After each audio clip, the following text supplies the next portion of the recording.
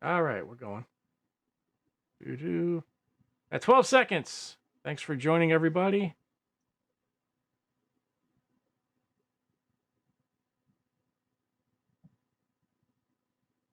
Not that we're going to be exactly on time, of course. We're still getting the hang of Well, this. looks. Are we on? We're on air. I We're on think air. Hang on. Okay. Yeah, we're on air. I'm just trying to flip some more switches and buttons that get us going here. So we'll get started Sounds here good to just a me. couple of seconds. So we are recording. We're streaming. Okay. And stand by. Stand by 1 for broadcast. Coming in Right a few seconds.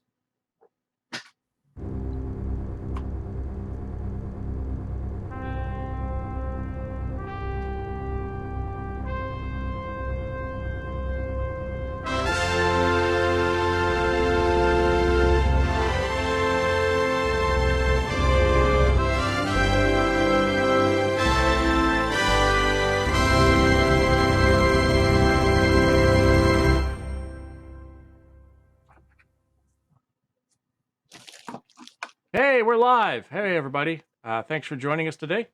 My name is Chris Moore, also known as the Tipsy Toaster, and welcome to the Interfleet Broadcasting channel. We're going to be doing a class. I teach too much online, so I'm starting to say class already. So we'll be doing a review of a bunch of things, throwing some news out. And if you don't know me, I'm a big Battlestar Galactica fan, a big fan. I also do a lot of live streaming for work. So I have a jobby, I have a hobby, and a job all rolled into one. With me today is Peter, my co-host and co-producer. Welcome, everybody, to the show. IFB Interfleet Broadcasting is bringing you a whole new episode today, and we're going to continue where we left off. But however, as our tradition, Chris, we start with a toast. We That's it. toast to our fans, right? That's it. And we welcome everyone to the show itself. And thanks for being with us, everyone. And here's to a great episode and to the future, to a clean and healthy future. Yes. Hear, hear.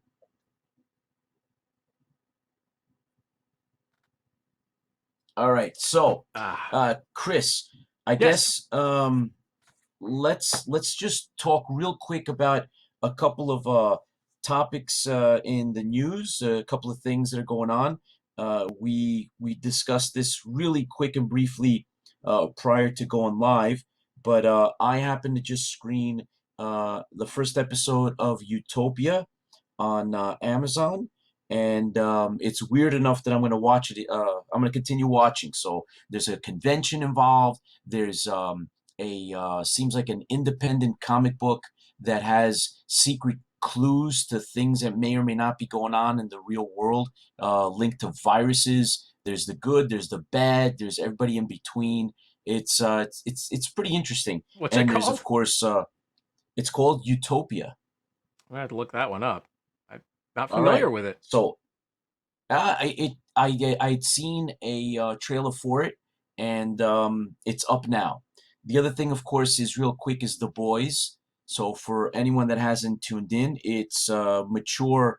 There's plenty of graphic and profanities and stuff, and it's a world that has supers that are not exactly your wholesome, Justice League. So I've heard they a all lot have about this one. flaws. Yeah, and they're all flawed. And we live in a world where it's strongly manipulated by the corporate influence over the supers. And highly recommend.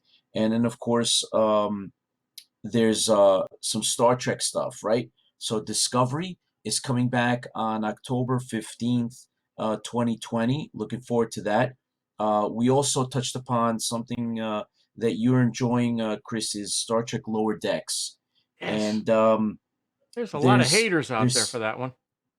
You know what? That's everybody's entitled to an opinion, That's it. and personally, I like it. I enjoy it. And two other things, real quick. There's a some talk about Hocus Pocus 2. Oh yes, one of my very favorite shows. Now, Okay, and Bette Midler, I think, just yep, signed on for it, she right? just signed on for Okay. she's for a Hocus Pocus too. We'll see how that goes. I know there's a lot of people who don't like Bette Midler because of, I don't know, politics or however, but you have to admit Hocus Pocus 2 was an awesome show. I watch it every Halloween with my kids. So, or Hocus Pocus 1, I'm So there you sorry. go. So, hopefully Yes, Hocus one. Pocus 2 is just as good, especially if they have the same cast on it. That was a very funny show. It was really good. For a Disney show, it was really good. Last thing I just want to mention was I think we might keep an eye out on Conan the Barbarian. Yes. There's some type of a series either in the works or in some stage of production. Hopefully they won't mess that up too much because that's a fan favorite. And I got to tell you, Chris, I think that leads us exactly right up to picking up and right on the edge of our main topic, which is going back to one of our favorites, the classic Battlestar Galactica. We're not just fans, Right. and we want to know more about the story.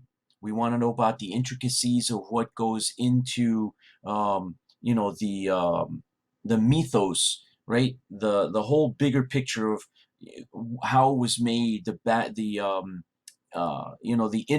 hidden stories or behind the scenes stuff.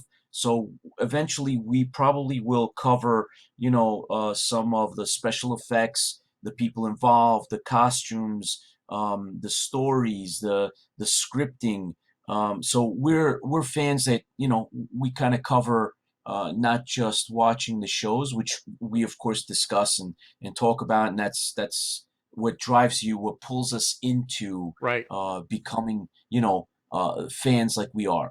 So Yeah, it's just I think it, that's I had to say my heart is in Battlestar Galactica, but there's just so much more out there. You just can't say one thing. correct. So, Correct. And at some point, Chris, I think we'll start introducing some of our other favorite shows, and yes. there's plenty of them out there. So I don't know, in the future, or maybe as we develop and move forward, we'll talk about some of our favorite shows. I know I have my 1970s list, and then I'm gonna expand to the 1980s, and then we can Oh yeah. compare and pick Well, we shows to discuss. right before the show we were talking about Planet of the Apes, and you introduced me to another book that I didn't even know existed. So there's always something new to learn. So Oh, I was absolutely. always something out there. All News right. wise, let me throw up. I think we have. Let me bring it up. So if you aren't familiar with it, let me cut to that. You're not familiar with Michael Hogan, the XO from the rebooted series, is still has been injured.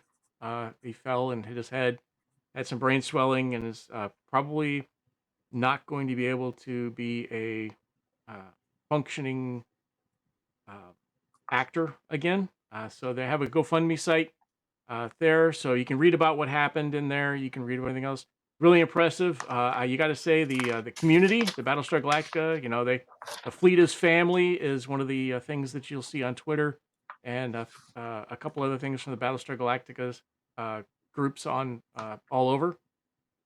But if you look now, it's we're at $310,000, almost $311,000 now of a $350,000 goal. So if you got a couple extra bucks that you can throw his way, once again, these actors, they're they get paid really well when they're acting, but when they're not, there's no source of income coming in. So he's got a lot of medical bills and things like that. So if you can have it in your heart and have it in your wallet, you can reach out to the GoFundMe site. Just look up Michael Hogan on GoFundMe, and you'll see it pop up.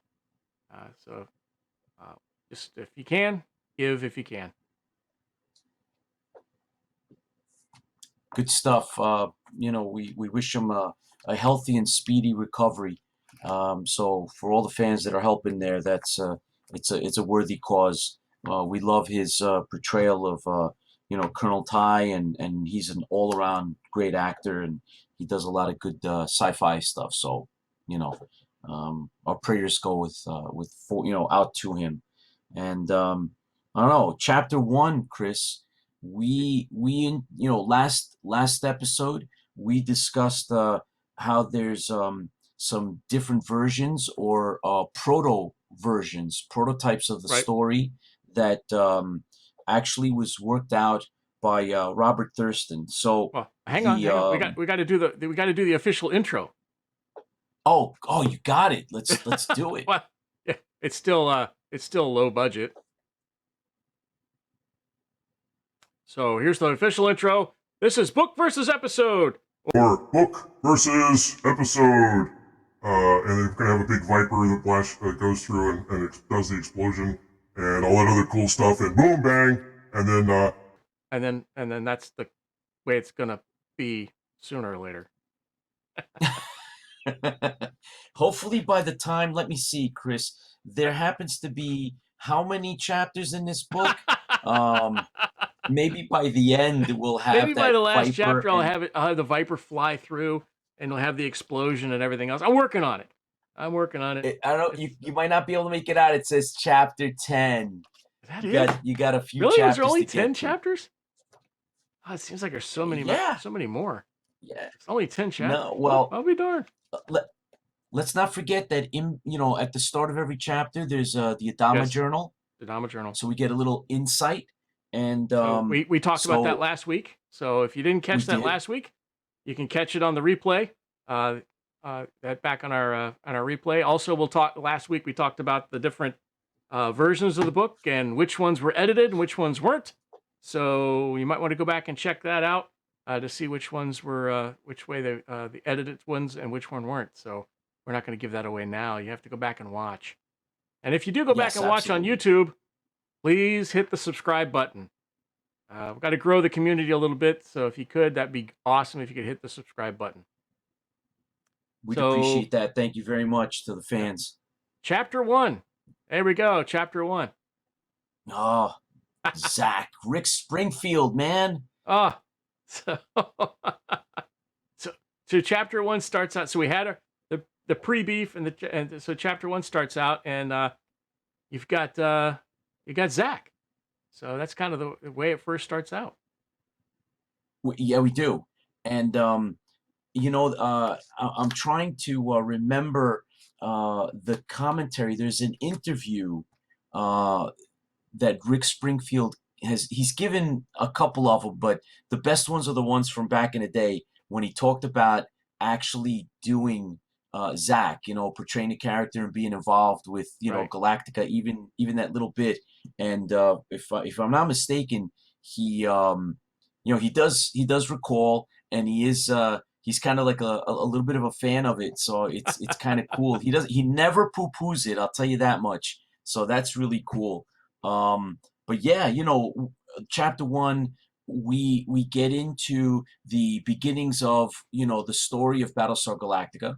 Obviously, Zach is in it, just like in the movie slash what was presented on television. There's like this war, right? There's a war going on between the humanity and the Cylons. And so, that's kind of like where we're headed. And that's the bigger picture.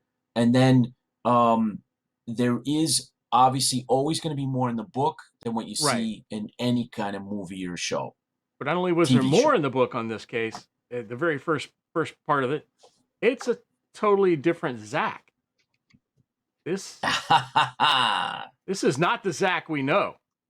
This is not the Zach we saw.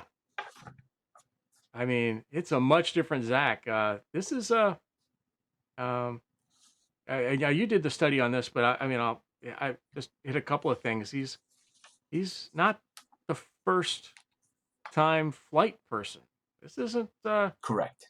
Yeah, he's a lieutenant. They say he's 23 years old, past his prime, is what the book says. So that means most of the other pilots are are younger than 23, which is something that you don't see, kind of talked about in the book at all. And then, so he's an experienced lieutenant, and this is not his first mission. So there's a couple Right. of, the very first part when in the movie, he's flying out there, and they come across an anomaly, which we'll talk a little bit more about later on in the different types of the Vipers, the difference in the Vipers. But the first starts out, he's in his Viper, he's with Apollo, and the first thing first things they mention is the spacesuit that he's wearing, which is not something we got a lot of information on in the series. But it says the spacesuit tingles his spine and alerts him to an anomaly.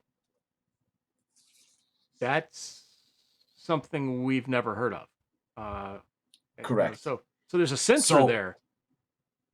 So Chris, there's a couple of ways to look at this.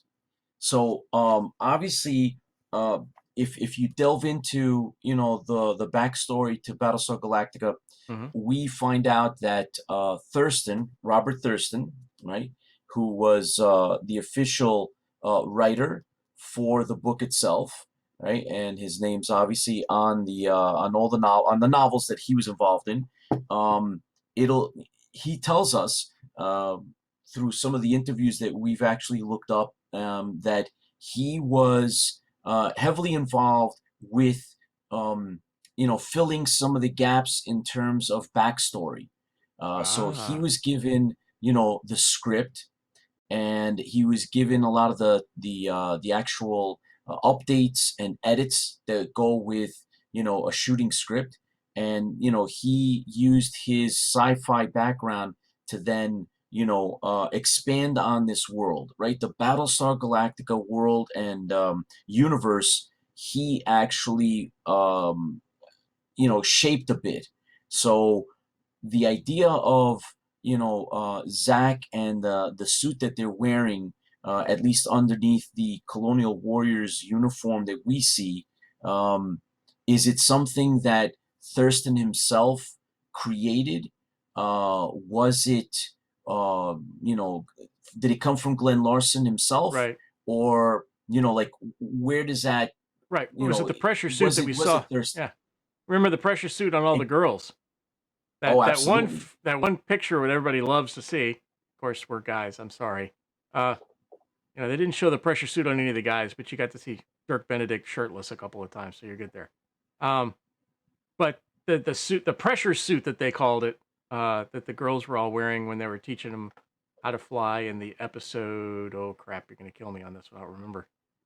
When they all got sick. That was this week's episode.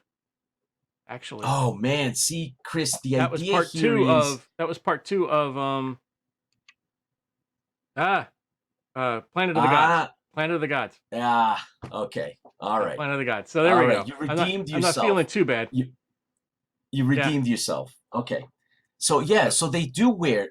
So there's a link to the show, and there's a link then from the visuals that we see in the series itself.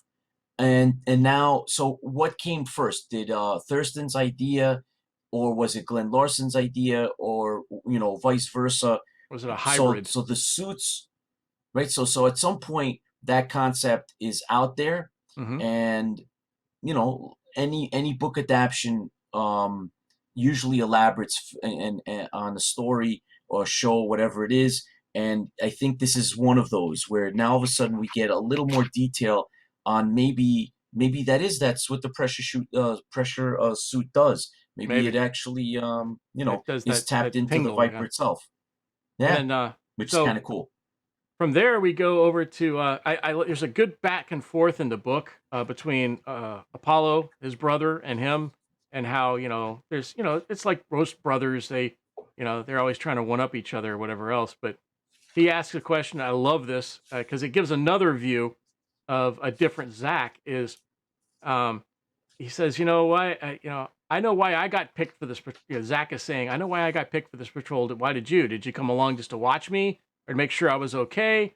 He says, I know I got picked for this patrol because I was forced to go on this patrol. So Zach didn't volunteer for the patrol in the book. He was forced to go on the patrol as a punishment, and the punishment was for that little rest and recuperation escape with the chief nurse in sickbay.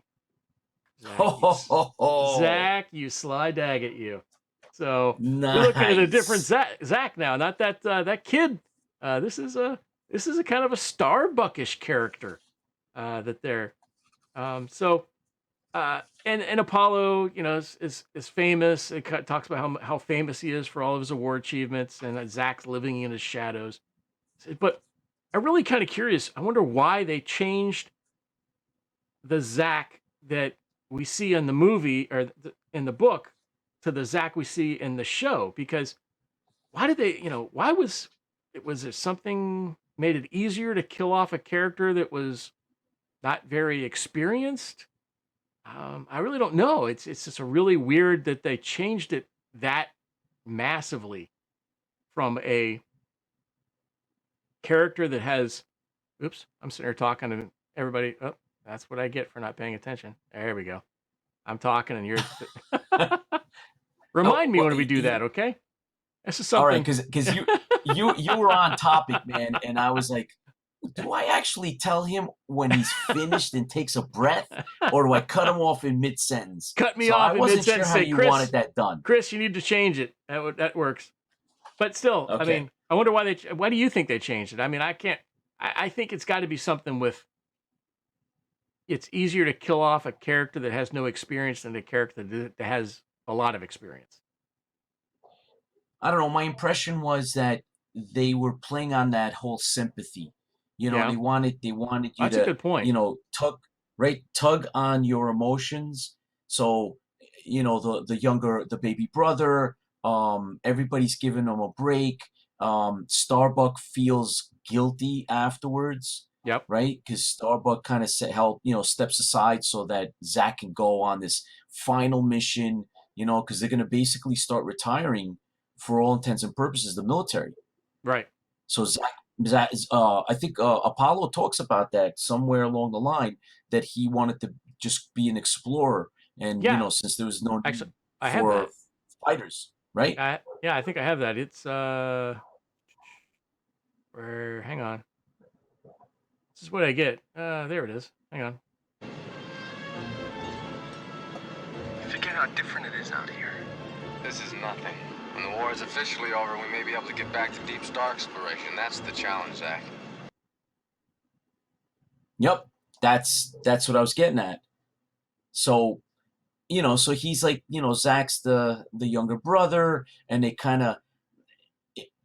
I think it changes the whole model if Zach's a Starbuck clone or competitor, right? And so you tone Zach down, because you don't want to leave a Zach character to be Starbuck. I think it doesn't really work that well.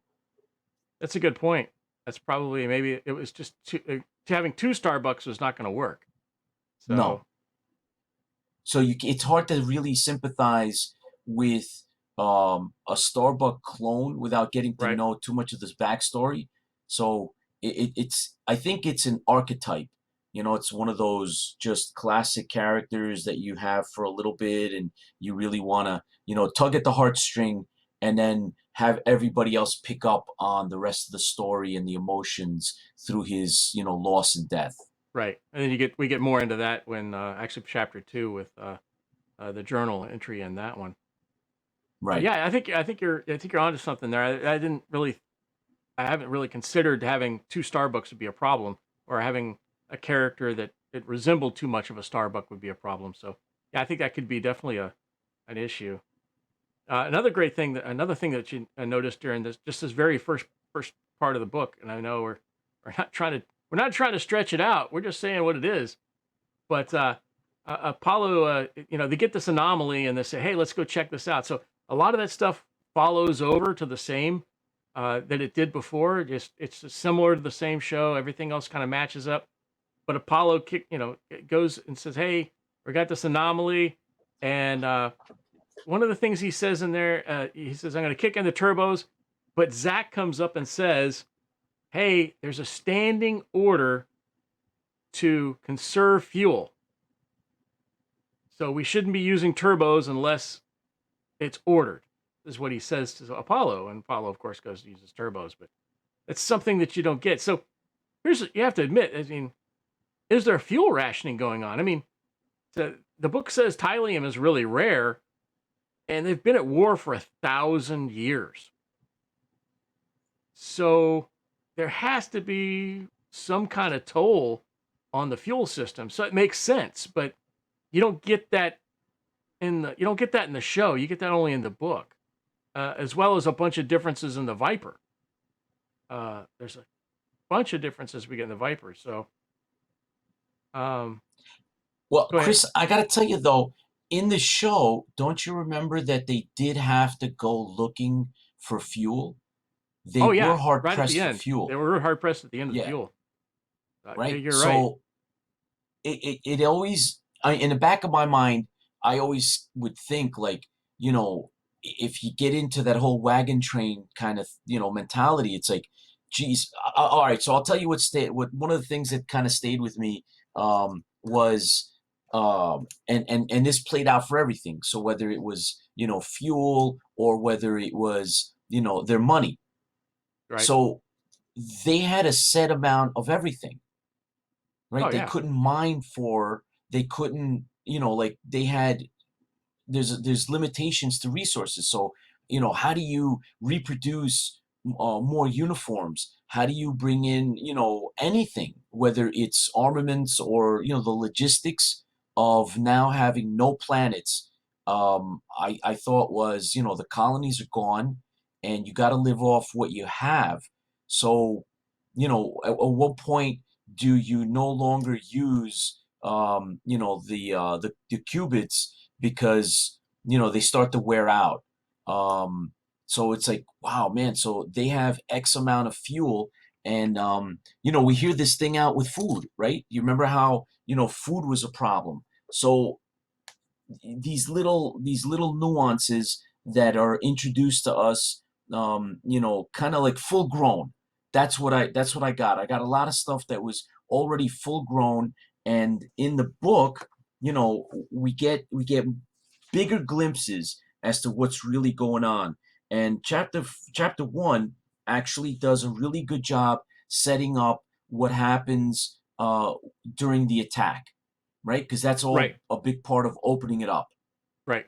So, you know, we have Baltar and, you know, Adar, and, you know, we have the council, and then like I've been saying before, Chris, a lot of the way I've always watched Battlestar Galactica and the way I always took it, whether it was from the first day that it came on to even the reruns, is the story and the narrative is fast. Exactly. You almost don't have enough time to think a lot. Yeah. So, you know, in the book now, we have time to just try to digest a lot of what's here.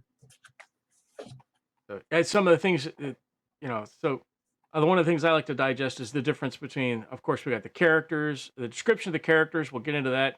I guess the next thing that kind of goes into the book that's as you read along is the Viper difference. So he's going to use his turbos to go off and check out the anomaly. But I find the funny thing is their description, and now they show it during the show, and I'll bring it up here in a second. But they describe us every time we see the show. They, you know, they're going to hit kicking our turbos. They show the stick. They show them hitting the turbo button. But in the book, that's not how it works.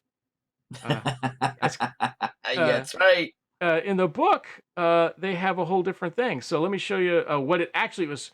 They show it in the show, but it doesn't carry through the entire show like this. But let me show you what I'm talking about. That right there. Let me do it again. They click in 3 buttons, and that's what they're talking about. They click 3 buttons, and each one of those buttons say turbo, turbo, turbo. Right. So it's not just the stick. it's the turbos. Maybe it's arming the turbos. I don't know, but it's just something different. But the next thing they say in the book is he pushes a pedal to hit the thrust, which we Right. never see that. We always see them using the stick, and like how is the stick making them go forward? You don't, the stick goes up, down, left, and right. How is that Yeah. stick making them go faster? I mean, they hit the turbo button, but so in the book it describes them actually hitting 3 buttons and then using a pedal to Right. to go in. So they're like, wait, where does that pedal come in? Oh, we don't hear about that pedal, but actually we do hear about the pedal.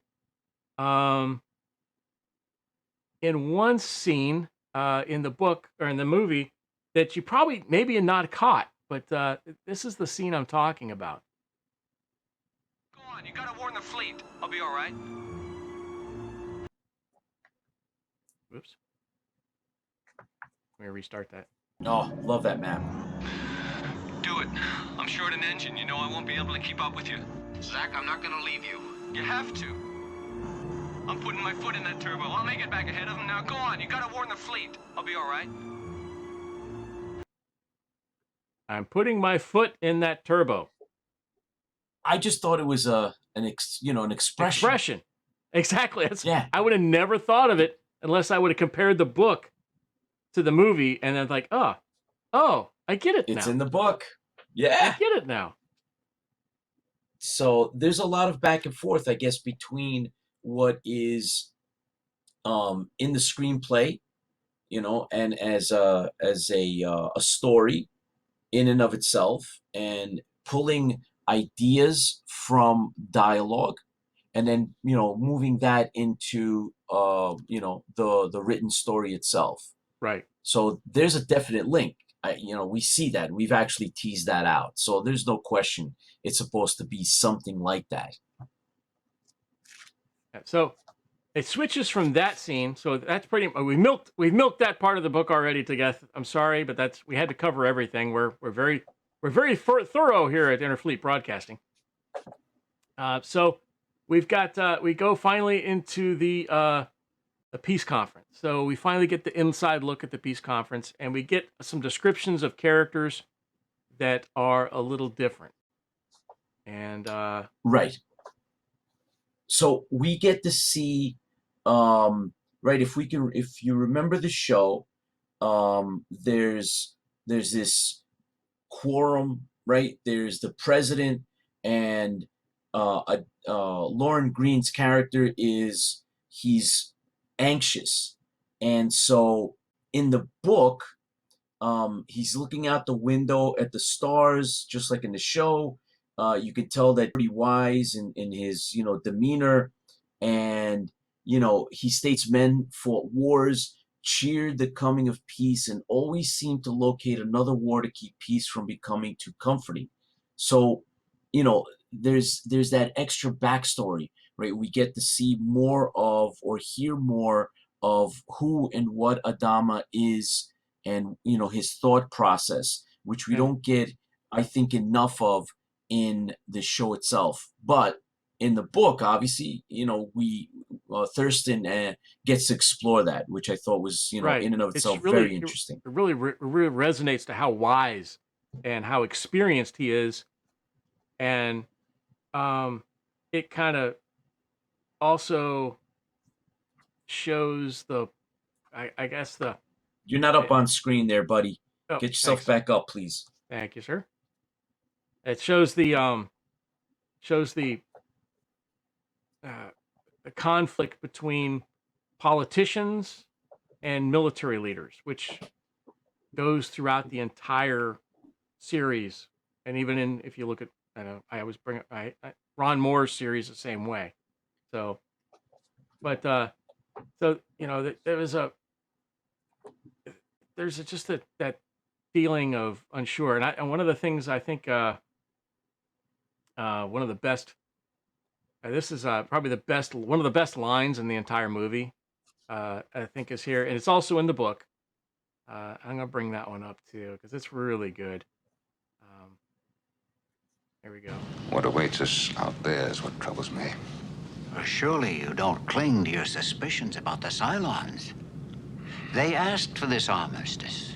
They want peace. Forgive me, Mr. President, but they hate us with every fiber of their existence. We love freedom, we love independence, to feel, to question, to resist oppression. To them, it's an alien way of existing they will never accept.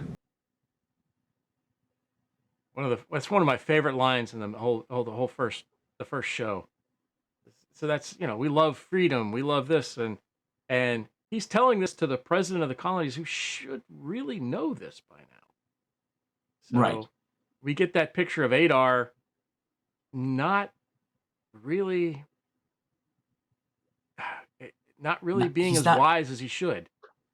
Right. So, the impression that I always got both from watching the show or the movie and, reading about it was that, like you'd mentioned earlier, Adar is part of this older generation that is tired of fighting, right? So they've been at war for 1,000 years, and they are so enamored, they're blinded with the idea that peace is on the horizon, and let us do nothing that could derail a very sensitive situation. They believe that if they play this right, it's going to bring that prosperity that nobody has had for 1,000 years, and it might be Adar. He might be the guy that will go down in the history books.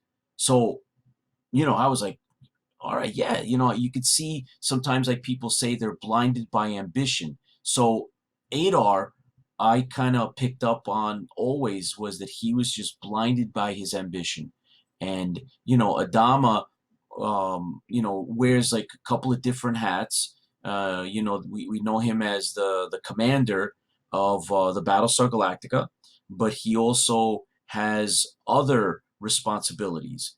And we get that in the book, but it also comes back in the show. We find out a little bit more of Adama's role. He's not just the commander, and it gives him, in my opinion, it gave him a different perspective. So he's always focused on that military aspect of his career and his job. That's number one, and Right. all the rest comes second. So. Right. And then we also get a good look at what Adar is supposed to look like. So this is just there's a quick blurb in the book that describes Adar. And let me bring Adar up here. So this is what we get as Adar, as normal. In the book, they describe Adar as a man with a long gray beard and a flowing toga. So that's kind of not what we get in the show. But don't get me wrong, I think the casting and Lou Ayres' portrayal of Adar was amazing.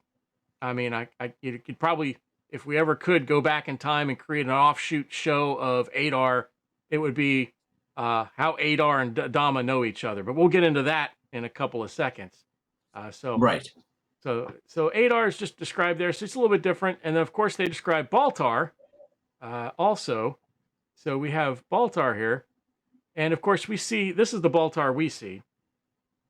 And once again, awesome actor, awesome show, awesome. He's a Shakespearean actor. He's really over the top, is what a lot of his co-actors talked about. He was just really over the top, always overacting kind of thing. But he's described now, not like he is here, but he's described as. And I had to look this up, by the way, unconsciousness. So Adama doesn't like the unconsciousness of Baltar. So I had to look that up, and that means his over pious, his sneaky slyness. Wow, what a great word to describe Baltar in this situation, by the way. And he's described as overwhelmingly rich, and he's known as a trader. And but remember, that's a trade-door with a D, not a traitor with a T. That traitor comes later on. Spoiler alert. Spoiler alert. If you haven't seen the show. So, but he's a dealer in rare items. And the other thing that he mentions in the book I think is kind of neat is he's a self-titled count. Nobody made him a count. He wasn't by anything. He just calls himself a count. So he's supposedly dressed really nice, and he's got unhealthy skin. He's overweight. He's dressed in really ornate clothing, which he's not in this situation, and a long flowing cape. His boots have this scroll pattern on it that talks about. So you really get a lot of good information on him in regards to that. And then I've got a quick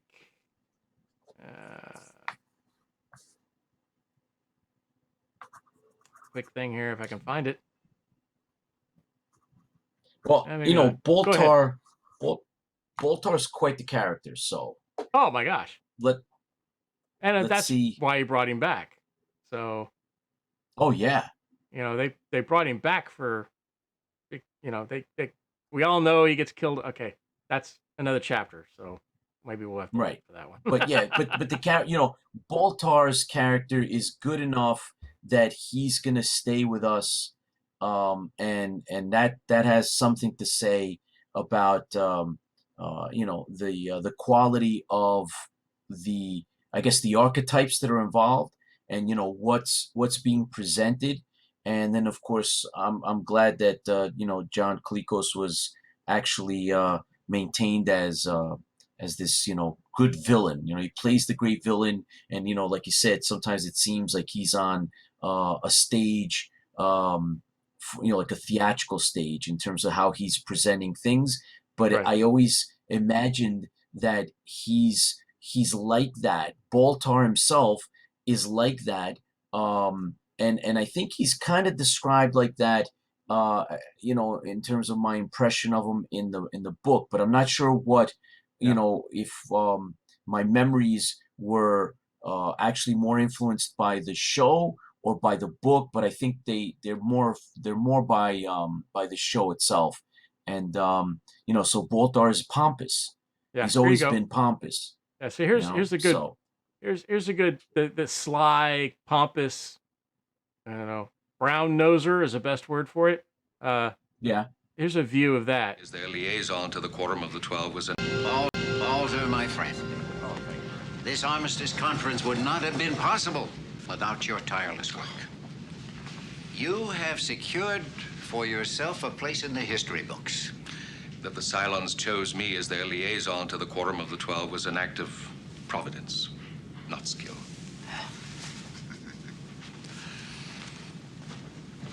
Oh, he's so slimy. Yeah. And he plays it so well, right? So he portrays it even before we know how bad he really is or what the outcome is going to be of, his actions. You can see, man, that this guy's like, you got to stay away from somebody like that. He's man. a used car salesman. He's smooth. And then some. So, Boltar, great character. When I remember watching it, I could tell that obviously he wore different clothing in the show, right? In the movie, he wore different clothing, but it was all of a theme, right? They all kind of wore similar type. It was still pious. It was still simple. Yes, exactly. Which makes it even stranger. So how does a guy that's wearing what we saw, how did he get to a point to, he's the one that's the emissary between, the Cylons, and he was representing the 12 colonies. So it's like, all right, what's up with that? What does he got that nobody else has? And that's exactly what Adama was thinking. He in the book it writes, why there were so many other people. So many people hungry for the power and the recognition. Why did this person get it? Right. The So, level of suspicion, right?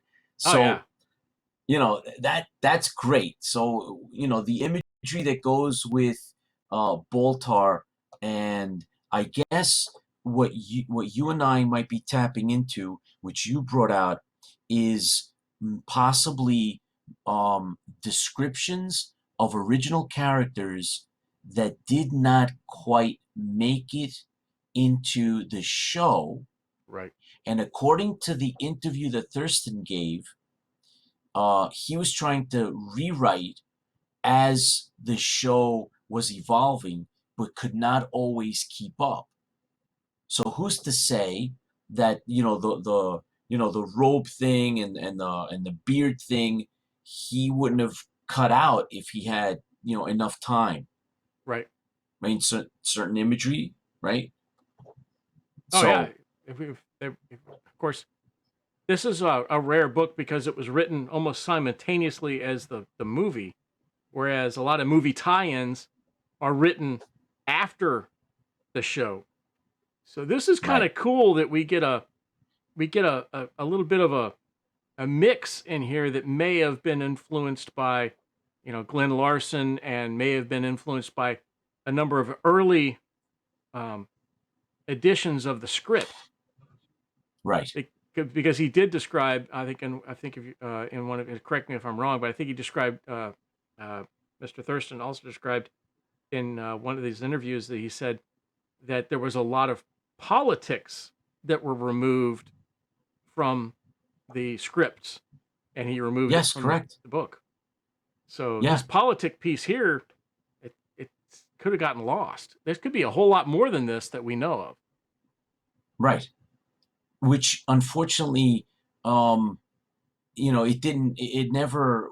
I don't think it's out there. A lot of this stuff has actually been lost, and it's only that are digging up these interviews and these pieces of lore do even know about it. Right, And I'm actually glad to hear it, Chris, because otherwise, the show can be dismissed as this like fluff piece, and it's really light, and it's when in fact it's not. So there is a lot more that went to Battlestar Galactica that we just didn't get a chance to see or hear or even read, right, but there was definite, thought that went into the rest of the backstory. right. And speaking of backstory, there's a really good uh, in the book. It talks a little bit more about a backstory of Adama and Adar. So Yes. so uh, Adama and Adar, it talks. There's some backstory on them. They're Right. So we find out that Adama and Adar had gone to the quote Space Academy together.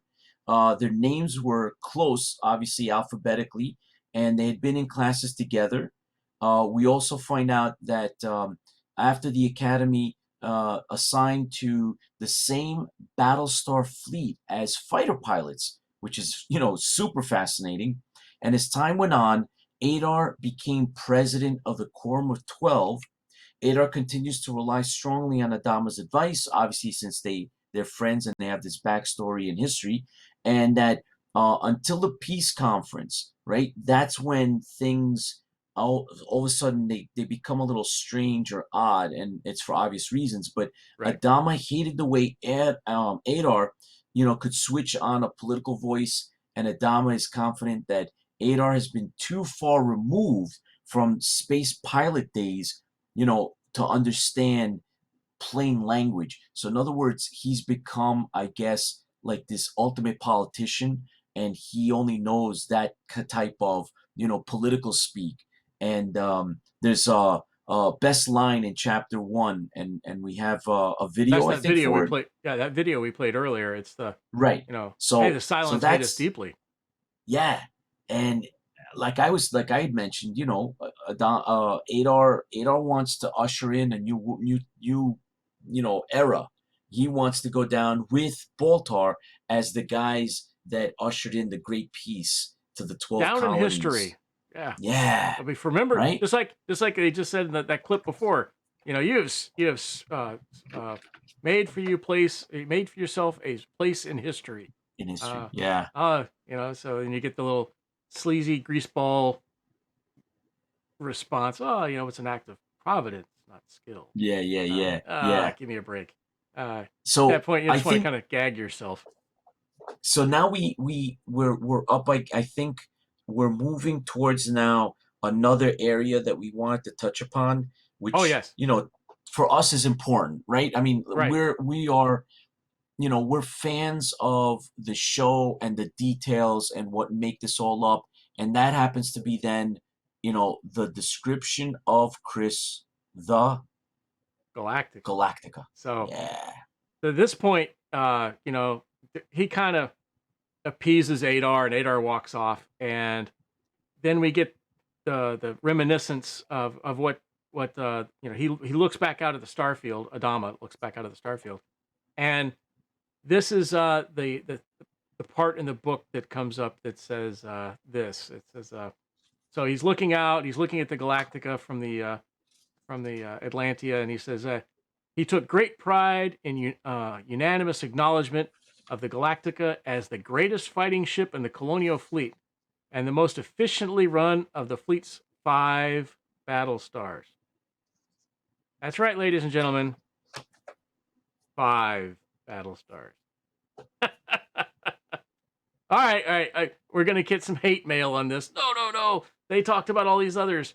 No, the book says 5 battle stars. But it Right. it gets a little farther into it. We've got some interesting information on this. So we can talk a little bit more about later on about the number of battle stars, but it's really cool close to the end of this chapter, they talk about different ships in the fleet. So, but Right. there's been lots of controversy over the number of battle stars there is. You hear on this thing that whatever, and one of them was destroyed in Molokai, and we could probably do an entire show just on battle, the number of battle stars and the names of the battle stars and where they were lost and everything else. But the book does say just 5 battle stars, and one of the things that comes up is so. Galactica was the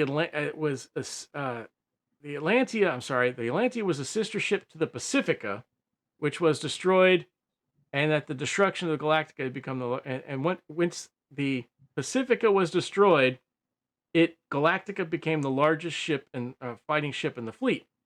Well, if you remember back in our first episode, how big is the Galactica? Well, it depends on which book you read. Right. It's either exactly. as big as a planet or it's as big as a city. Either way, city. Yeah. It's really big. Right. So how big was the Pacifica? I mean, before it, so the Pacifica was bigger than the Galactica. So it's kind of an interesting little piece of information there. But now we know the Galactica is the biggest ship in the fleet. They're not the same. They show the same in the movie. They show the same in the series, but the book says they're different sizes. And of course, he talks about, the Galactica itself. He's known for the most heroic exploits and the most suicidal missions and the most number of Cylon kills. Ooh. Go Cylon, go Team Cylon. But another thing, it pushes me a little bit towards, I hate to keep bringing up the 2004 version of Battlestar Galactica, but he had to base it on real Battlestar Galactica. But he says, if the book states if peace lasted, which is where you pick up on the 2004 series, is the same thing as peace. But if peace would have lasted, the Battlestar would have became a monument to human achievement. It was that large and that sophisticated. So, yeah. And of course, they have a description of the Battlestar Galactica there too. It's a slimline vehicle, multi-level. It talks about the pods being able to come out from the sides and coming back in. We're going back to 2004. I know. I love my 78, but there's some things that Ron Moore evidently got right because he must have read the book. But the speed of the Battlestar is described as almost as fast as the craft launched from it. So the Vipers are a little faster than the Battlestar. That's kind of interesting. It is. Yeah, so, and then of course the Tylium is mentioned about how it's fueled. And then of course, there isn't a specific on number of crew. It says the crew numbers in the thousands, but if the thing is the size of a planet, it's got to be more than 1,000. Right. So, Tens of which thousands, then, hundreds of thousands. yeah, of course. However, if it's actually the size of a city, like what kind Yeah. of, like how big is the city, right? It's more like maybe like the size of an aircraft carrier, Right, right? Or so to speak, like something like that. right. But there is in somewhere, I don't remember now, Chris. I think we talked about it briefly. I'm not sure now if it was in this book or the follow-up where Adama mentions that you could like live out a life in the lower Yes. decks, and that there's stories and legends and ghost stories of Yeah. people that have actually lived out their lives down there. Right. I think it's in this chapter, but it's see this chapter than one of the other ones. Either way, we'll tease to it now, but it says it's his father. Now we also get the idea who actually ran the Battlestar Galactica before. Right. It runs in the family. Adama's father ran the Galactica before Adama did. So it almost Right. like a monarchy. That's the right word, right? Almost like a king queen type thing. You pass it on. Yeah. But Hereditary. But one of the things that you're right. One of the things they said in there is he says his father had mentioned that you could spend a lifetime going from one end to the other, and of course, he also mentions that's a little bit of a overstatement. It's a little bit. He says, but it would be a challenge for the dedicated hiker. So that gives you a good idea. It's pretty big. It's got to be, right? It's got to be. However, it was always, I once in a while I would think about, as you're watching the show, how did these guys get from, the launch bay to the bridge as fast as it implied? Oh yeah, right. So it was like, Apollo would it looked like visually he was landing, whether it was Boomer or Starbuck, and they're landing, and then in a short amount of time they're on the bridge.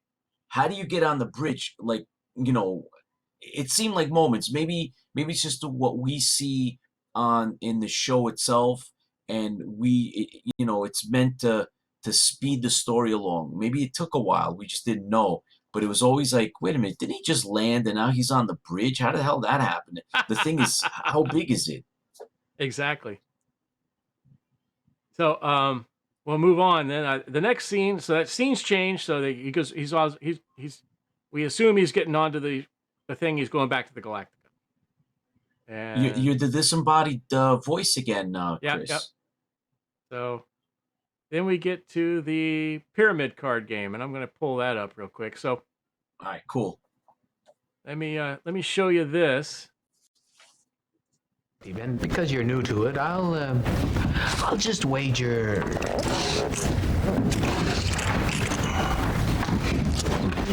Despite the humbleness of this hand, for the honor of our home colony, Gemini,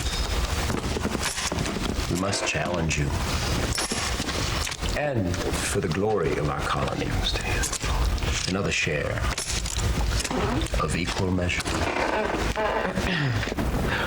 Well, in the name of our planet Caprica and for her everlasting glory, I'll measure your increase and double it.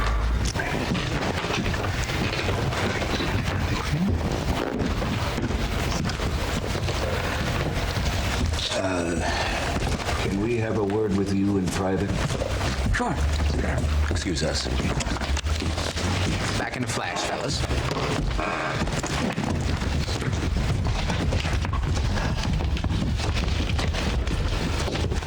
Have you gone crazy? Boomer, weren't you listening? This is for the glory of Caprica. Doesn't that mean anything to you?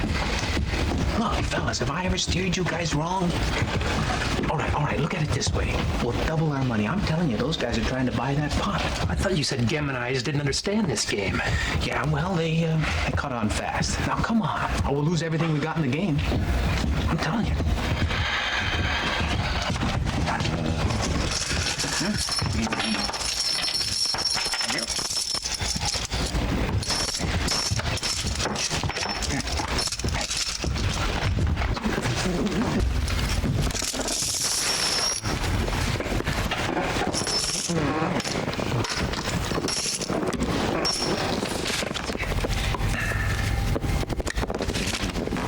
Beat that.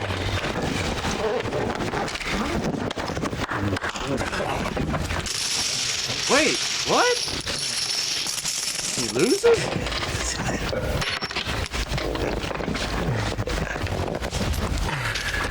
Thanks. Start. He got beat, man. He got What? beat bad. What? So that matches the book, Right. kinda. Right. So So, I mean, Go ahead. so that was, first, I think that was our first introduction to Pyramid, yes. right? So Although it's they like didn't call it Pyramid in the book. Correct. But it's their card game, and we're like, what the hell are they talking about? That's pretty cool.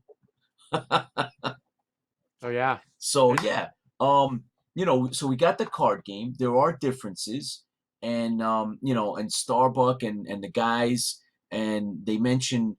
So we also get that there are other colonists from other planets that are actually colonial warriors as well, pilots. Mhm. So they're not all just from Caprica, obviously, right? So Right. these guys are from Gemin, so from one of the other planets. So that was another thing that I kind of always picked up and thought about. I was like, oh, so the Battlestar itself is not a Caprica Battlestar, and or there are servicemen coming from different colonies that can serve at the same time in different Battlestars or whatever stationed together.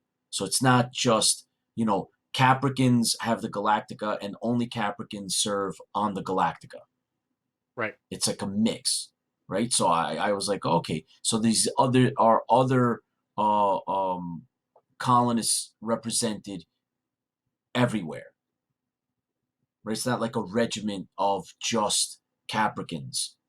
Correct. Right? It's not just a ship of just Capricans. It's also there's these Gemins on. It's like, oh man, so there's others. It's like, who else is out there? Like, what are the names of the other colonies? What the hell's going on here? Yeah, we get a couple of those later on, but I think what's really cool in the book and now is they actually describe the Gemin. Yes, yeah, they do. They sure do. And So it's not flattering, by the way. no, it's not. But Starbuck being Starbuck, he thinks he's got some way of beating these guys. So that was interesting. And then the opening of the actual part that we saw in the book is different as well. It doesn't quite match up. Right. So they're giving us a little bit more. So that's I guess the intro to the Pyramid game, right? Yep. And we then we started to jump into, I guess, right, Chris? We jump into the next part of this. Right. And So go ahead. Go ahead. So a couple of things they mentioned in the book that I just want to bring up is something that you don't hear much. I like to hear it. They came up with a slang term for being in a situation where you've been maneuvered to where your defeat is inevitable, and they call it being Starbucked. So that's kind of cool. I mean, you don't get that in the show. So hey, I've been Starbucked. Something we can bring back in our community, saying I got maneuvered into a situation where my defeat was inevitable. I couldn't do anything about it. Also, a couple of differences that they have in the book is the game is played with round cards. Yes. So they don't talk about, we see the cards we see aren't there. And yes, Starbuck loses the first hand, and then he's also playing against the Gemins. It's funny in the book. There's a little bit more back and forth with the Gemins, and the Gemins are described as being extremely smart, but lacking common sense. So that's why Boomer and them are like, I thought you said they didn't understand this game. So Right. and then of course he's also if you listen close to the outtake, he says we the guy when he's making the bet, we for the glory of we feel that for the glory of our planet Gemon we need to.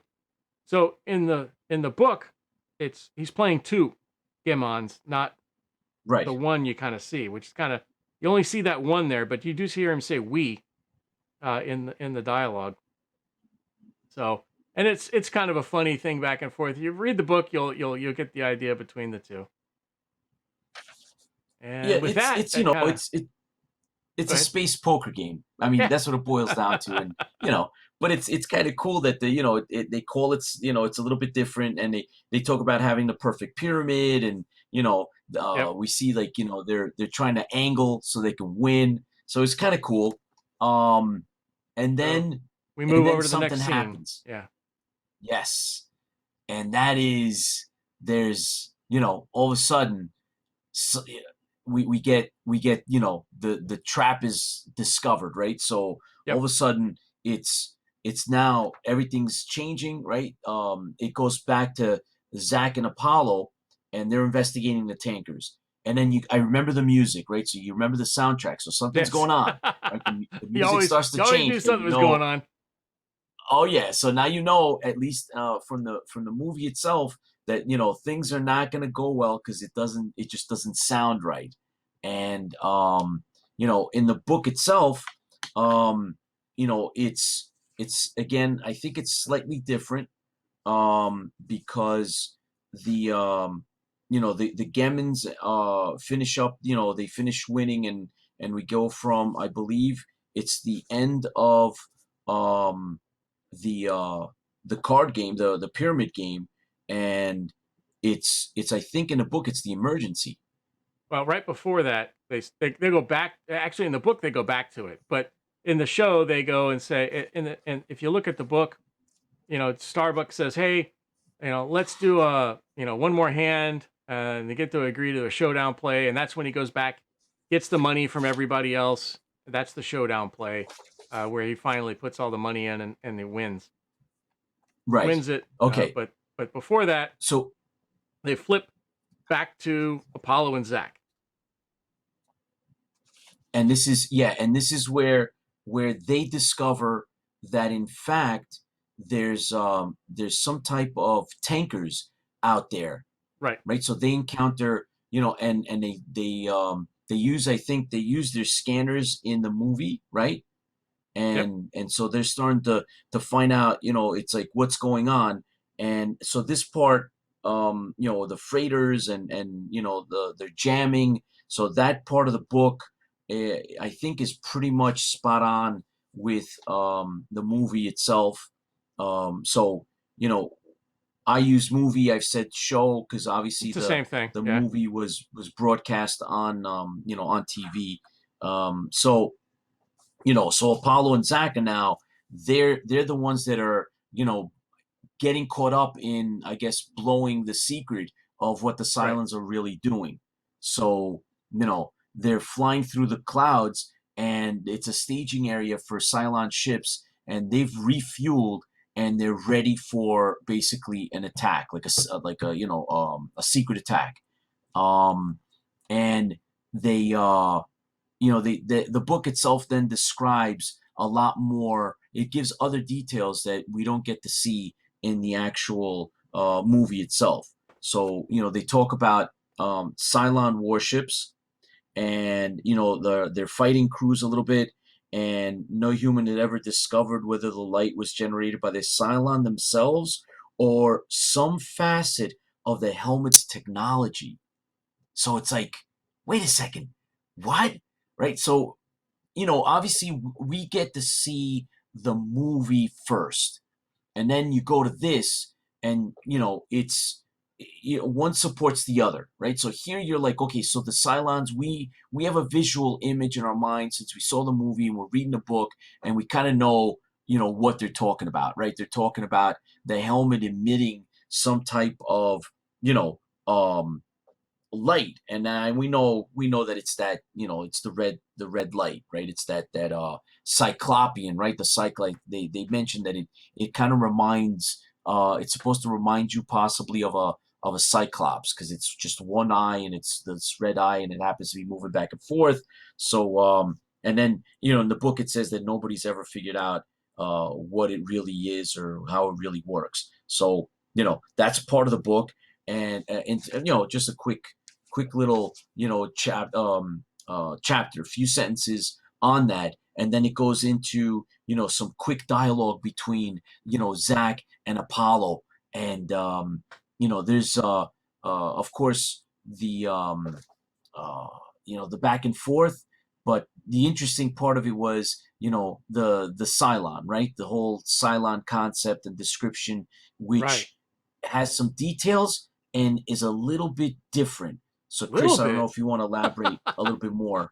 A lot Right? bit different. I mean, so they said when they've looked at Cylon corpses before in the book, and it says the description of the Cylons being much different than what we see. They're described as many-eyed creatures. That's not a robot. They're many-eyed creatures. And then when they talk about the helmets, the head could apparently shape and alter as at will to fit inside this helmet. So they're definitely not the robots we're familiar with. They're kind of where back in we'll kind of cheat a little bit and talk about Apollo talks about in the show and the movie that the robots were built by Cylons. So of course we know that 1978 it was easier to kill off a robot than it was to kill anything else. But yeah, that's a big difference, I think, in the Cylons. We'll get more into Cylons in Chapter 2. Big time differences in the Cylons in Chapter 2. So we run Right. over So yeah. Go ahead. you want to come back on? I wanted to I want to then kind of like just really quick, Chris. What comes first, right? The chicken or the egg?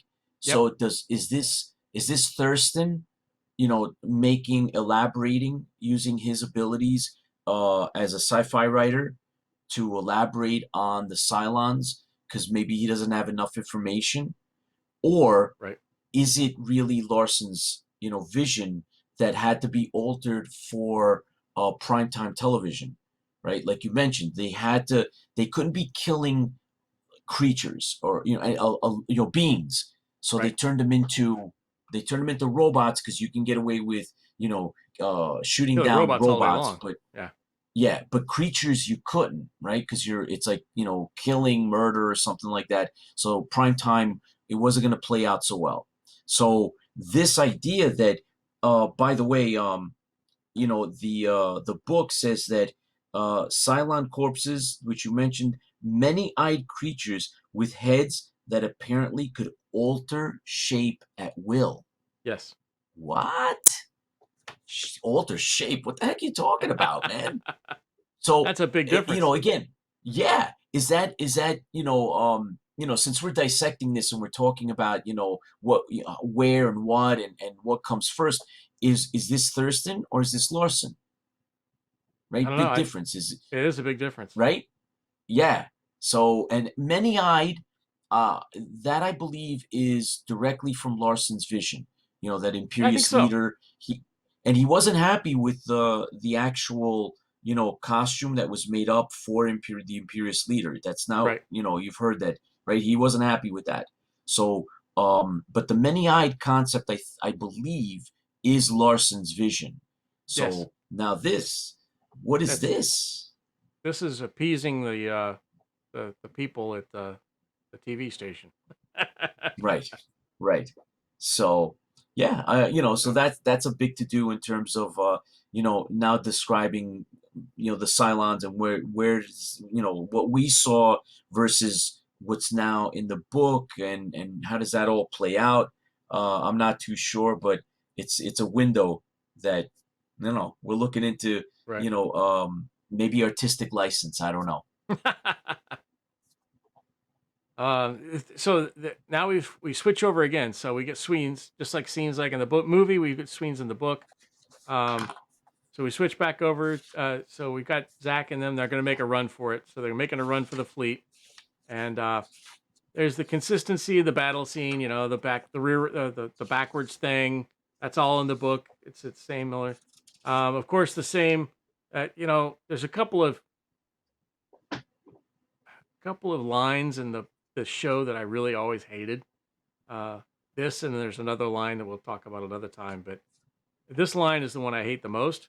But in the book, I'll give you the book, which says in the book it says when Apollo shoots down a Cylon, he states, "Right here, you wretched, slimy creature."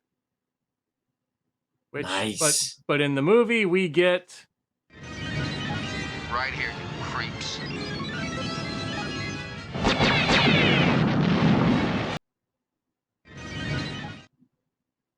so I don't know. I hate that line. Right here, you creeps. Not that. Are you right taking here, it? Are you taking not it here, too the slimy- personal, man? Not, maybe. Not, you wretched, slimy creature, maybe. But, right here, you creeps. I get it. It was the 70s. We had, jinkies and zoinks and those kind of things. But Right. it just, That's- it just didn't, it wasn't something that I believed that they would say. It always bothered me. Sounds a little out of place, but Yep. yeah. I get it. And then sometimes, unfortunately, since the show didn't have its second, third, or a life that went on, we don't get a lot more of dialogue or things that they may or may not say. So you watch the show enough that you start picking up certain things that it's like, well, they say ABC. There's not more to their dialogue.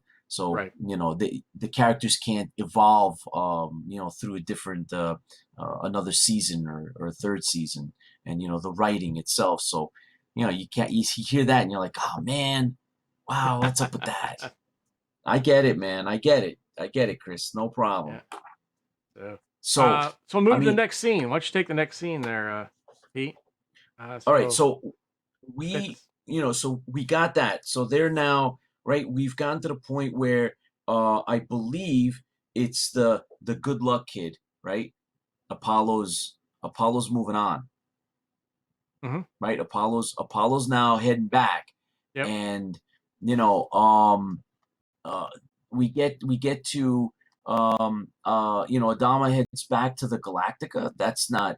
I think in the book, we're finishing up the whole thing with Zach and Apollo, right? The day those guys can outfight us without a 10-1 margin, right? So Right. this is so that's that, and Apollo is now kind of saying a goodbye, right? Yep. This is now the last time that these two guys, two brothers, are going to see themselves or even communicate, right? They're out in combat, and Apollo has to make that hard choice to get back to the Galactica, and he's got to leave his younger brother out there. You see, Chris, how this makes a big difference in the Zach we know on the show or in the movie, right? So if he's leaving his cocky ace fighter pilot, Top Gun, in the thick of things, right? That's one thing to leave that guy, and another thing to leave his baby brother out on that first patrol, and how they set it up, right? Starbuck should have been there instead of his brother. Oh man, I got to go back to my dad. I'm going to go face Commander Adama, my father, and I just left my brother out there, and he's like a junior. He's not, he's not a real experienced fighter pilot, right? Yeah. You see how that kind of I We'll got go back that, to our, man. Go back to our Star Trek reference. The needs of the many outweigh the needs of the few. Yeah. Yep. Right. So I got that, but so now there's we move away from that, and they mentioned the thrusters, and now we just go into there's a sort of like a jump cut, right? It goes Yep. to the farther away his shuttlecraft took him from the Atlantia and its unpleasantly cheerful set of politicians, the more relaxed Adama felt, right? So Yeah. here Get out of Adama's that getting politics. and now he's heading back to the Galactica, and all hell's breaking loose. So he's got to get back to take command, and from there, they're going to be doing. There's a whole other thing that goes on, and that has to do with Athena, Yep. and now the fact that Zach, right? What's Zach's ultimate outcome? What happens to Zach, and where do we play this? How does this play out, right? In Yeah. terms of, so And it plays out just like the- it does in the movie. yeah, That was my. right, What was that noise? That was my son. yeah, whoa, But before they get to that, they're flying back to the Galactica, and of course Athena makes that statement. Hey, they just put the Galactica on alert. So before they get to that point in the book, they actually have a really good description portion of where they describe Athena, talking about how she looked a lot like her father, the chiseled chin, things like that. But the thing that's going to shock you is they describe her as a blonde. yep, I like, yeah, wait a minute. That's Yep. not the Athena we know. Athena we know That's right. has dark hair. yes, She's a brunette. So, yeah, and then, so that's pretty much, that's kind of the bombshell that gets dropped there. And then I think our next piece is so they both run up to there and they talk to Colonel Ty. oh So- yeah, man. And I got to tell you, Chris, I've met Terry Carter a couple of times, and he is one gentleman. The guy's a really nice guy. And, many, 20 years ago, no, it's actually more. It's almost 28 years ago was the first time I met him. And he is one hell of an actor. So, anytime I hear, Colonel Ty, this is who I think of. And, Oh, yeah. It'll be forever for me. But, yeah. So we get to see then, we're introduced to to Colonel Ty, right? So, this is it. This is Colonel Ty in the book versus Colonel Ty in the show. But the imagery for me is Terry Carter. So, we're starting to close on. We're quickly going through the very end of the chapter itself. Yep, we're almost right? there. And we're almost there. So there's an exchange, and we get that description of Athena, and then it's basically Colonel Ty, right? And so I think that's kind of like your cue for coming in on a little bit of Colonel Ty. Oh yeah, so I mean, it's just a really quick definition of Ty, or a description. I'm sorry. It described him as a short, wiry man, which I could see that. He's also been through many battles with Commander Adama. So this is an individual who's been with Adama for a really long period of time. They've been through a lot of battles together. They can read each other's line. A lot of us have been in the military. We kind of know that brotherhood. So he's got that brotherhood. This is, but Adama's musings, Adama's thinkings here, also describe Ty as having the inability to keep his feelings in, and that inability actually lost him a starship command at least once. Whoa! So Interesting. Ty actually was in charge of a starship at one point in time, but Right. his inability to keep his mouth shut and kind of toe the party line, that's something we never got to see. And would that be awesome to kind of like be another great little branch off of this, as to see those stories of those commands that Colonel Ty had at the time. How did he lose his commands? He said it said it at least once, so it could be more than once that he lost commands. So he kind of has that. I guess he has that I don't know, Captain Pike look, maybe type to it. Yeah, Maybe. and it has a lot to do with his I don't know, like fiery temperament. Like he can't control Right. his rage or something like that, right? Yep. Isn't it like it has to do with He just so he, he can't control it, and we don't really see that. We actually see a more controlled tie. right. There's a couple of times in the show, couple of Oh yeah, where episodes he when reins people in. yeah, and he controls himself because Adama, Hmm. like there's one time they're watching the triad, and he wants to stay, and you can Yeah. see he's like yeah, And and then Adama's he has to messing with like him. yeah, he has to put the drink back and they gotta leave. And, like this tie would have been, come on, like it would have like screamed or Yep. something. So yeah. So So that's like we're saying, like we're actually I think now, it looks like to me we're on, like possibly a page 28, and this chapter ends on 30. So we are just about like right at the, right. you know, And just it's just almost at the quite very end. yeah. And those pages pretty much match up with the show. So there's not a Right. big difference. There's the same statement, that was my son that blew up. And then of course the same thing with Apollo coming in, and that's almost perfectly matched up with the movie as it is in the book.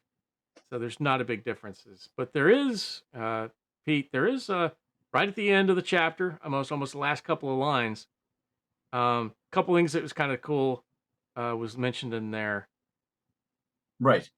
So we have right. So quoting from the book itself, I'm going to go ahead and read directly from actually you went ahead and prepared this, but I have on page 30, it's in the last paragraph, and it says hundreds of Cylon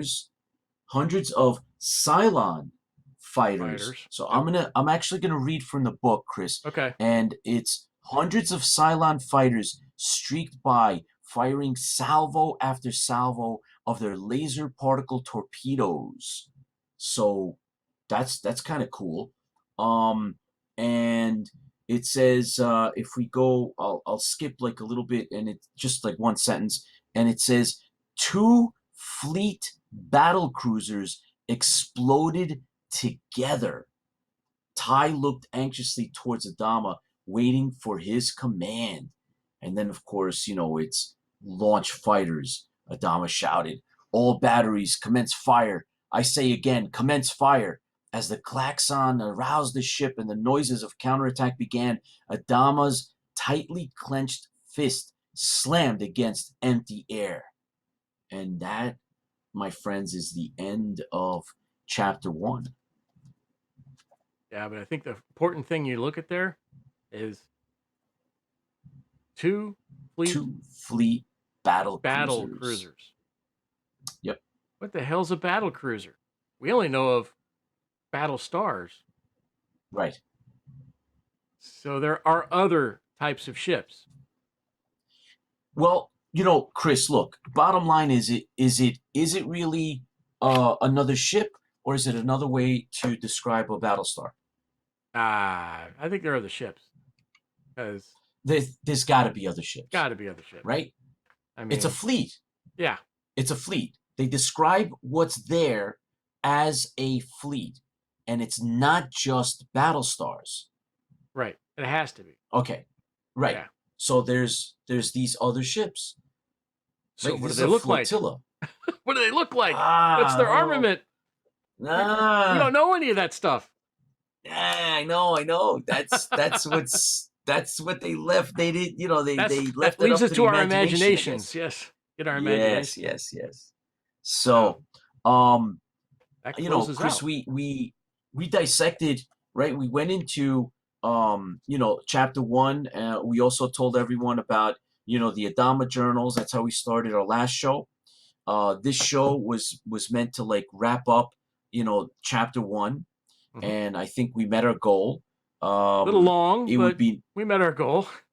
we met our goal. So, what we want to do is, we want to play up the fact that we are really interested in, the backstories, the details. We want to try to go a little bit behind it's not just the show, right? It's not Right. just the movie.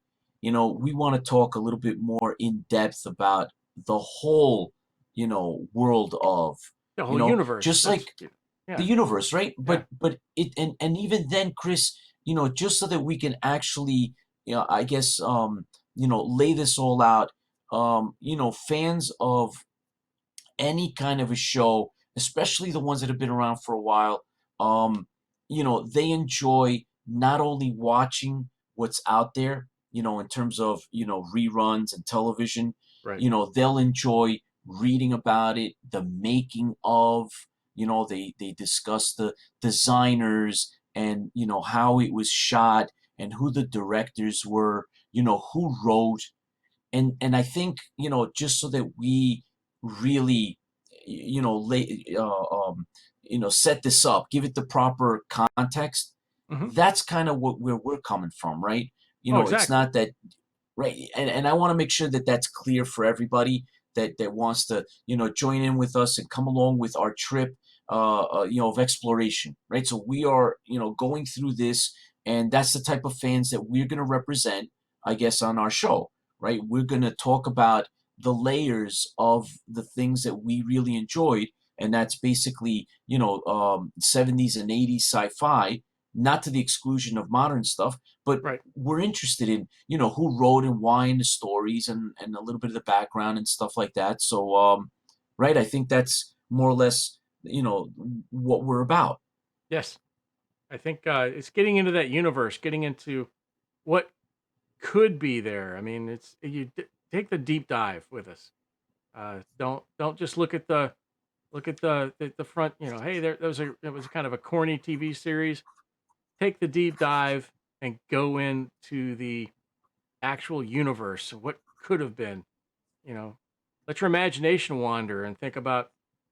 How did Adama feel about the situation? What would a battle cruiser look like, and how much armament would it have, and how many people would it have? Uh, that's let's stir that imagination with everybody and get you involved at a deeper level than just watching the show or reading the book. So with that, I think we've come to pretty much the end there. Our next show date will be next Thursday? Pete, what did we discuss? I'm not sure if we said that, being that we're allowing for these to be a little longer Right, a than little longer because we're normal. cutting them up too. We're cutting them up. So I believe, Chris, we've discussed a little bit of possibly, since they are longer, instead of making them, making today or this week a 30-minute show, Hmm. we've allowed it to become, more than an Longer. hour. Yeah. Uh, we then would probably do this every other week because we Yeah. have a lot of material, right? So if Oh, we cut this yeah. up into three, that's going to more than fill enough time for, Oh, yes. us to then be able to bring you another long episode, another long show, not next week, but the week after. But in the Right. meantime, we're gonna fill this up, right? You're gonna We're take gonna some of your valuable time and re-edit this and cut Yeah. it up and We'll cut it up and make little bite-sized pieces of it for those people who don't want to watch the whole thing. right. Understood, So and that's not a it gets problem. it. Um, Chris, are we gonna be able to get the chat room up and get live questions up? Yes, I'm working on that now. So we'll be able to actually answer questions and see actually people who, if you join us live, you'll be able to see and chat live with us. So we'll have a Q&A period, probably on our next show because the next chapter is not nearly as long as this one, or as in depth as the first couple of chapters have been. So that's the great thing. We'll get some go back and forth with. Be really awesome to have you join us in that conversation. We'll be able to pull those questions up right across the bottom of the screen here, uh, just as you ask them, and we can probably get that discussion going. Or perhaps we can break into a Q&A session on its own sometime and just pull up something. Something we'll look I into. think that would be You let great. us know what you guys want. Right. And you know what, Chris, there's different ways of approaching this as well. Um, excuse me. I think that, we could probably, have people send us, messages, or maybe, contact us some other way. I think there might be various workarounds. So if, we don't have to get stuck in one type of app or tech, I Yep. think we can maybe figure out something else. We've gotten a lot of views on last episode, and I think that we invite everybody to come on board, and we promise that this show it's not one dimensional. We're going to actually do and cover other great 70s TV, and we want to hear from you, right? We want to hear from everybody that's interested and are following. Right. We did say that at some point, Chris, we're going to do fanzines. Oh yes. So I've got a bunch of right, those we can talk about.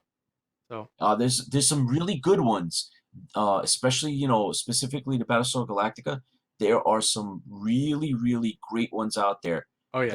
that have their own like cult status. Yeah. And then once again, like we said, you get to do that deeper dive. I mean, there's a couple of them that I will mention.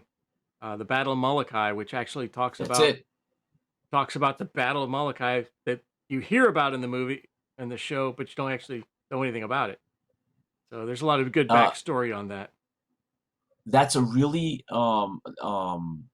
that's referred to, that specific story, and that fanzine is actually referred to in many other places outside of just the fanzine circles. So that is definitely something that maybe we should think about Cover dedicating that one. some time to. Yeah, that's a really It'll good be a one. spoiler alert because we're going to tell you all about it. Oh yeah. Look, let me tell you, it's kind of hard to find. If I'm not Oh mistaken, yeah. you might have a source for it. I think So I have a source that you I can actually get digital. okay. Well, you know what? Look, we have a lot of other things for you guys. Yep. We invite you to follow. We invite you to come on board. We got the Twitter.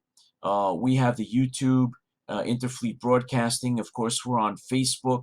Again, Interfleet Broadcasting, IFB. Follow us on Twitter, and we're here for you as much as we are for ourselves. We are fans. We grew up watching this first run, right? So that's part of our claim to fame, is that this is something that this subject matter is stuff that we are bringing to you because we lived it, right? This is not something that we discovered last week or a couple months ago. We were there when this stuff was on, its initial run. And so we have a special connection, and we invite all of you out there. Doesn't matter if you're watching this for the first time, or you're like us, you watched it back in the 70s when we were a lot younger. Join us. We're all like-minded. Nobody here is gonna downplay, down talk, critique. Right? That's not what we're Not not what we're here about that for. stuff. We're here Nope. about enjoying the shows of the past. And like you said, Chris, I think he came up with a good tagline, and that's taking the deep dive. Yes. So with that, I'm Chris Moore, and I'm New York Pete, and And- we'll see you next time thanks for joining on us. IFB. Yep. Don't forget to subscribe, YouTube, or join us on Facebook. Take care. Thanks, everybody. Bye-bye.